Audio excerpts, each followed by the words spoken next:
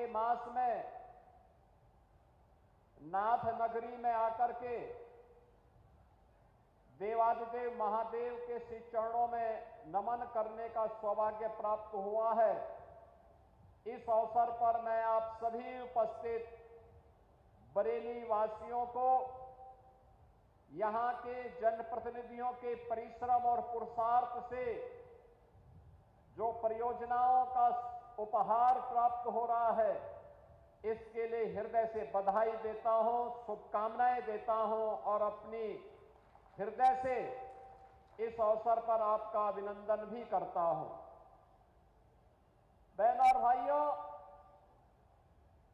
आज 2200 करोड़ रुपए से अधिक की परियोजनाओं,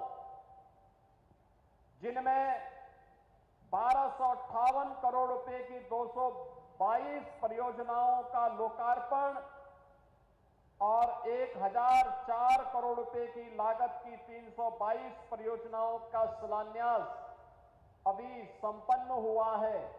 यह उपहार बरेली की जनता जनार्दन को उपलब्ध कराया जा रहा है। याद करिए, जब अच्छी सरकार आती है तो विकास और समृद्धि साथ लेकर के आती है। ये वही तो बरेली है 2017 के पहले हर तीसरे महीने जिसके साथ एक बड़े दंगे का दाग लगता था। बरेली दंगाग्रस्त जनपद बन गया था, लेकिन 2017 के बाद दंगा नहीं, बल्कि आज नाथ कॉरिडोर बरेली की पहचान बन गई है। नाथ कॉरिडोर से बाबा अलखनाथ, बाबा त्रिवटीनाथ, बाबा बनखंडीनाथ, बाबा गोपेश्वरनाथ, बाबा तपेश्वरनाथ, बाबा मणिनाथ और बाबा पशुपतिनाथ मंदिर, ये जो कॉरिडोर आज डबल इंजन की सरकार बरेली के अंदर विकसित कर रही है, अब ये बरेली की पहचान बन रही है। याद करिए, पिछली सरकारें बांटने का काम करती थी, वोट बैंक की राजनीति के माध्यम से तुष्टीकरण की पराकाष्ठा को पूर्ण करती थी, सुरक्षा में सेंध लगाने वालों को सम्मान करती थी, और डबल इंजन की भारतीय जनता पार्टी की सरकार तुष्टीकरण नहीं बल्कि विकास के माध्यम से जनता जनार्दन की संतुष्टि का माध्यम बन रही है। विरासत को विकास के कार्यों के साथ जोड़ रही है। आपके जीवन में खुशहाली और समृद्धि लाने के लिए हर संभव प्रयास कर रही है। ये सभी स्थान उपेक्षित पड़े हुए थे। इस बार आपने देखा होगा, न्यू बरेली के रूप में यहां के विकास प्राधिकरण के द्वारा, नगर निगम के द्वारा, यहां के जनप्रतिनिधियों के द्वारा जो विभिन्न प्रकार की परियोजनाएं आज बरेली के लिए स्वीकृत हुई हैं, अब उनके परिणाम हम सबके सामने देखने को मिल रहे हैं। आज उनके परिणाम धीरे धीरे करके सामने आ रहे हैं। अब कोई हमारे बरेली को दंगाग्रस्त बरेली नहीं कह सकता, और इसका प्रमाण सावन के मास में कावड़ यात्रा के दौरान हम लोगों ने देखा है। कितना कुत्सित प्रयास हुआ है कावड़ यात्रा को बदनाम करने का। याद करना, जो आयोजन समग्र समाज की एकता के माध्यम बनेंगे, समाज विरोधी तत्व उसके बारे में दुष्प्रचार करेंगे, उन्हें बदनाम करने के लिए साजिशें रचेंगे, उसके लिए षड्यंत्र रचेंगे, छद्म भेष में ऐसे तत्वों को बीच में भेज करके पूरे माहौल को खराब करने का प्रयास करेंगे। लेकिन समाज की जागरूकता और पुलिस की तत्परता के कारण ऐसे तत्व बेनकाब होते हैं। कावड़ यात्रा सकुशल संपन्न होती है, और बरेली में भी कावड़ यात्रा सकुशल संपन्न होकर के यहां पर नाथ कॉरिडोर में लाखों की संख्या में श्रद्धालु जनों ने जलाभिषेक के कार्यक्रम के साथ जुड़ करके अपनी श्रद्धा को देवादिदेव महादेव के श्री चरणों में समर्पित किया। और इसीलिए आज का दिन हमारे लिए बहुत महत्वपूर्ण है कि पिछली सरकारें दंगों के साथ आपके सामने पहचान का संकट खड़ा करती थी, और ये डबल इंजन की भारतीय जनता पार्टी की सरकार दंगा मुक्त, भय मुक्त वातावरण देकर के विरासत और विकास के साथ आपको जोड़ करके न केवल आपके वर्तमान को बल्कि भावी पीढ़ी के भविष्य को उज्जवल बनाने के लिए, उन्हें सुखद बनाने के लिए, उन्हें समृद्धि के मार्ग पर अग्रसर करने के लिए निरंतर कार्य कर रही है। आज उसके परिणाम भी हम सबको देखने को मिल रहे हैं। बरेली में प्रति व्यक्ति आय में वृद्धि हुई, यहां के इंफ्रास्ट्रक्चर में आमूलचूल परिवर्तन देखने को मिल रहा है। आज हम लोग प्रातः काल से ही बरेली मंडल से जुड़े हुए सभी मान्य जनप्रतिनिधियों के साथ बैठ करके इन कार्य योजनाओं पर चर्चा भी कर रहे थे। शासन के वरिष्ठ अधिकारी उन्हें लागू करने के लिए उन कार्य योजनाओं की प्राथमिकताओं को तय कर रहे हैं, और अभी ये कार्य योजना जब लागू होगी तो बरेली के विकास को, पीलीभीत के विकास को, शाहजहांपुर के विकास को, बदायूं के विकास को एक नई उड़ान मिलने वाली है, एक नई उड़ान मिलने वाली है।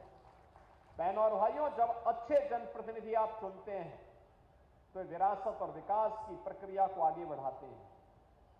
वहां पर आम जन की संतुष्टि ही उनका आधार बनती है, जिसके बारे में आदरणीय प्रधानमंत्री जी ने कहा, सबका साथ और सबका विकास का। उनका जो ये मंत्र है, ये संतुष्टिकरण का वही मंत्र है जिसमें योजनाओं में किसी के प्रति कोई भेदभाव नहीं, विकास सबका लेकिन तुष्टिकरण किसी का नहीं।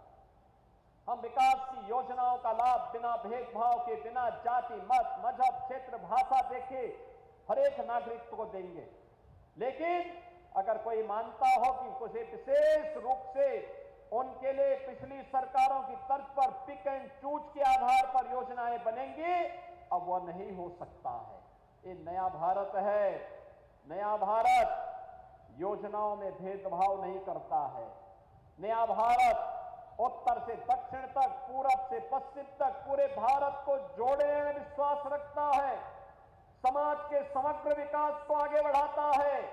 दलितों के लिए, वंचितों के लिए, पिछड़ों के लिए, समाज में जो लोग अब तक छूट चुके हैं उन्हें आगे बढ़ाने के लिए सरकार पूरी प्रतिबद्धता के साथ कार्य करती है। और इसी का परिणाम है कि आपने यहां पे देखा होगा, रोजगार मेला भी लगा।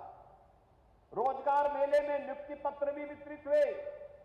युवाओं के विकास और समृद्धि के उस सोच को, उनके उस विजन को आगे बढ़ाने के लिए, उनकी उस संकल्पना को आगे बढ़ाने के लिए उत्तर प्रदेश में हम लोगों ने मुख्यमंत्री युवा उद्यमी स्कीम लागू की है। मुख्यमंत्री युवा उद्यमी स्कीम में कोई युवा अगर अपना व्यवसाय करना चाहता है, उसका चयन करना, उसका प्रशिक्षण करना, प्रशिक्षण के बाद बैंक से उसे 5 लाख रुपए का गारंटी मुक्त, ब्याज मुक्त ऋण उपलब्ध करवाना, और व्यवसाय प्रारंभ करने के लिए व्यक्ति जब का शुरुआत करता है तो 10% तक मार्जिन मनी भी सरकार उसे उपलब्ध करवा रही है। अगर वह अपना मूलधन वापस कर लेता है समय पे बैंक को, अगली बार 7.5 लाख रुपए की अगर वह भी वापस होता है तो तीसरी बार उसको 10 लाख रुपए की गारंटी मुक्त और ब्याज मुक्त ऋण उपलब्ध करवाने के लिए सरकार कार्य कर रही है। 70,000 से अधिक युवाओं को अब तक इस व्यवस्था के साथ हम जोड़ चुके हैं। बहनों और भाइयों, अभी हाल ही में आपने देखा होगा, पहले युवाओं के लिए योजना नहीं बनती थी, कोई योजना नहीं बनती थी। 2017 के पहले युवाओं के सामने पहचान का संकट था। आज पहचान के संकट से हमारे युवाओं को नहीं गुजरना पड़ रहा है। 2017 के पहले अगर कोई सरकारी नौकरी आती थी, उस सरकारी नौकरी पर डकैती डाली जाती थी। सरकारी नौकरी भी कैसे बंदर बाट उसमें होता था।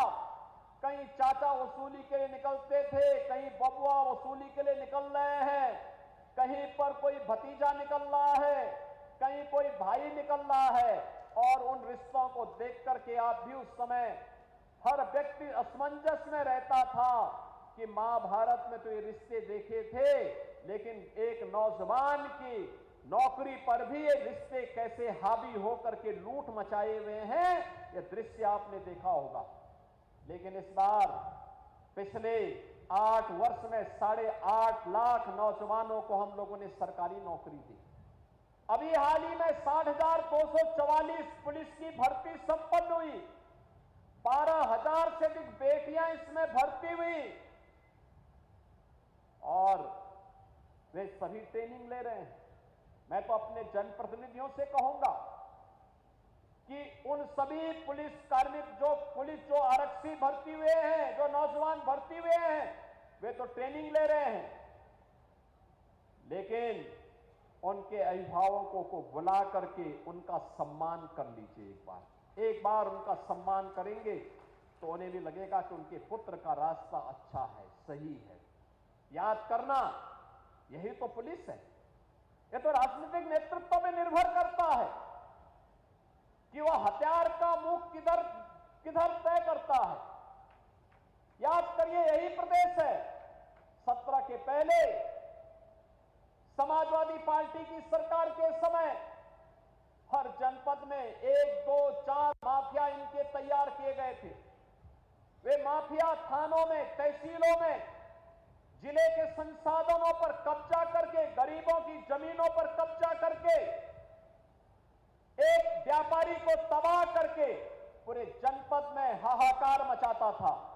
दंगाई, खुलेआम गुंडागिर्दी करते थे, आगजनी करते थे, बहन बेटी और व्यापारियों की सुरक्षा के साथ खिलवाड़ करते थे। लेकिन 2017 के बाद यही पुलिस आज उन सब दंगाइयों के लिए, उन माफियाओं के लिए जब काल बनकर के टूट पड़ी है, तो आज आप देखते होंगे कि दंगाई और माफिया गायब हो गए हैं। अब 1 डिस्ट्रिक्ट 1 माफिया नहीं, बल्कि उत्तर प्रदेश की पहचान अब हो रही है 1 डिस्ट्रिक्ट 1 मेडिकल कॉलेज से, 1 डिस्ट्रिक्ट 1 प्रोडक्ट से। आज उत्तर प्रदेश अपनी पहचान को आगे बढ़ा रहा है। बहनों और भाइयों, ये नए उत्तर प्रदेश की नई पहचान है, जहां पर सुरक्षा भी है, समृद्धि भी है, गरीब कल्याणकारी योजनाओं का लाभ बिना भेदभाव के हर गांव, हर गरीब, हर किसान, हर नौजवान और हर नागरिक को प्राप्त हो रहा है। तो साथ ही साथ प्रदेश में इंफ्रास्ट्रक्चर डेवलपमेंट के भी नए मॉडल, कहीं मेट्रो, कहीं हाईवे, कहीं एक्सप्रेस हाईवे, कहीं एयरपोर्ट, ये सभी प्रभावी ढंग से आगे बढ़ाने के काम हो रहे हैं। बाईपास का निर्माण हो, ब्रिजेज का निर्माण हो, फ्लाईओवर और रेल ओवर ब्रिजेज के निर्माण के कार्य हो, गांव की कनेक्टिविटी को और बेहतर बनाने का कार्य हो, ये सभी कार्य हम लोग तेजी के साथ आगे बढ़ाने का कार्य कर रहे हैं। और उसी क्रम में आज हम सब बरेली में आए हैं। नाथ कॉरिडोर से तो यह अपनी पहचान देता ही है। भगवान पार्श्वनाथ का भी ये पावन धरा है बरेली, जैन तीर्थंकर। ये उत्तर प्रदेश का सौभाग्य है कि अपनी आध्यात्मिक विरासत के लिए उत्तर प्रदेश ने देश को बहुत कुछ दिया है। यहां पर राम की भी जन्मभूमि उत्तर प्रदेश, श्री कृष्ण की भी जन्मभूमि उत्तर प्रदेश, बुद्ध की भी जन्मभूमि और महापरिनिर्वाण भूमि उत्तर प्रदेश से लगती है। तो बहनों और भाइयों, भगवान बुद्ध से जुड़े हुए जितने भी महत्वपूर्ण स्थल हैं, वे सभी उत्तर प्रदेश से जुड़े हुए हैं। महत्वपूर्ण स्थल उत्तर प्रदेश से जुड़े हुए हैं। जैन तीर्थंकरों की, ज्यादातर जैन तीर्थंकरों की भूमि उत्तर प्रदेश है। अयोध्या हो या काशी या बरेली, हमारे जैन तीर्थंकरों की पावन भूमि के रूप में भी ये अपनी पहचान बनाता है। IBRI बरेली को एक नई पहचान दे रहा है। और आज इन्हीं सब कार्यक्रमों के साथ हमें यहां पर जुड़ने का एक अवसर प्राप्त हो रहा है।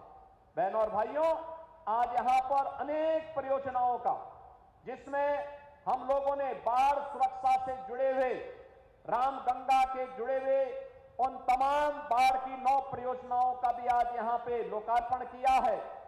इसके साथ ही NH-24 से शंका पुल तक के मार्ग के चौड़ीकरण के यूनानी मेडिकल कॉलेज के लोकार्पण और पुराने कारागार को फिर से चालू करने वाले पुराने भवनों की मरम्मत और निर्माण के कार्यों को भी हम लोगों ने यहां पर आज लोकार्पण के कार्य के साथ जोड़ा है। ग्रामीण पेयजल की योजनाओं के साथ ही ऊर्जा विभाग और नगर निगम से जुड़े हुए जोनल कार्यालयों के भी उद्घाटन के कार्यक्रम को आज हम लोगों ने यहां की परियोजनाओं के साथ जोड़ा है। शिलान्यास की जो महत्वपूर्ण परियोजनाएं हैं, जो बरेली को अब एक नई पहचान दिलाने वाले हैं, जो नाथ कॉरिडोर की बात मैंने कही थी, इसमें अलखनाथ मंदिर, तुलसी मठ मंदिर, दोपेश्वर नाथ मंदिर, त्रिबटी नाथ मंदिर, बनखंडी नाथ मंदिर, तपेश्वर नाथ मंदिर और पशुपतिनाथ मंदिर, इनके पर्यटन के विकास से जुड़ी हुई योजनाओं को, जिन्हें हम लगभग 62 करोड़ रुपए की लागत से यहां के लिए हम लोग अलग से स्वीकृत किया है, जिससे बरेली के आध्यात्मिक पर्यटन को एक नई गति दी जा सके। अच्छेत्र पार्श्वनाथ अतिशय तीर्थ क्षेत्र, दिगंबर जैन मंदिर, रामनगर किला का भी पर्यटन विकास की दृष्टि से इसको भी हमने अपनी स्वीकृति दी है। जल निगम, ऊर्जा विभाग की योजनाओं को भी और साथ ही यहां पर अन्य तमाम विकास की परियोजनाओं को, इसमें विकास प्राधिकरण की भी हैं, नगर निगम की भी हैं, गौ संरक्षण से जुड़ी हुई योजनाएं भी हैं, इन सब को भी आज यहां पर शिलान्यास किया जा रहा है। बहनों और भाइयों, आज के इस अवसर पर मैं आभारी हूं आप सबका, एक कांवड़ यात्रा को सकुशल संपन्न उत्साहपूर्ण तरीके से करने के लिए। दूसरा, मैं परसों से ही देख रहा था, भारी बरसात बरेली में पड़ रही थी, भारी बरसात बरेली में था, आज सुबह तक बरसात थी।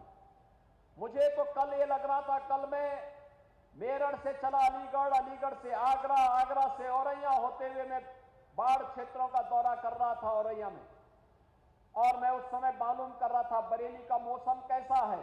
बताया गया बारिश है। मुझे एक बार लगा कि ज्यादा बारिश होगी तो कार्यक्रम स्थगित करना पड़ सकता है, लेकिन मैं आपका अभिनंदन करूंगा, आपके उत्साह को नमन करता हूं कि आप इतनी भारी संख्या में उस सब के बावजूद इस कार्यक्रम का हिस्सा बनने के लिए यहां पर आए हैं। आपका यह उत्साह हमारे जनप्रतिनिधियों के कार्यक्रम के अभियान को, विकास और विरासत के इस अभियान को एक नई गति देगी, और वही नई गति बरेली की प्रगति का आधार बनेगा, प्रदेश की प्रगति का आधार बनेगा, देश की प्रगति का आधार बनेगा। इस विश्वास के साथ मैं आज के इस अवसर पर 2263 करोड़ रुपए की इन योजनाओं के उपहार के लिए बरेली वासियों को हृदय से बधाई देता हूं। आपको रक्षाबंधन और श्री कृष्ण जन्माष्टमी की भी मंगलमय शुभकामनाएं देता हूं। जन्माष्टमी के अवसर पर तो उत्सव होंगे ही, रक्षाबंधन के लिए हम लोगों ने बहनों के लिए विशेष प्रावधान किया है। 8, 9 और 10 अगस्त को उत्तर प्रदेश परिवहन निगम और नगर विकास की परिवहन व्यवस्था से जुड़ी हुई बसेज में बहनों के लिए एक सह यात्री के साथ में फ्री में यात्रा की सुविधा रहेगी 3 दिनों तक। वे उत्तर प्रदेश के अंदर यात्रा का लाभ ले सकती हैं, और इसमें हम सबको उनका सहयोग करना है। आज के इस अवसर पर एक बार फिर से रक्षाबंधन और श्री कृष्ण जन्माष्टमी की हृदय से आपको अपनी मंगल में शुभकामनाएं देते हुए मैं अपनी वाणी को विराम देता हूं। धन्यवाद। जय हिंद।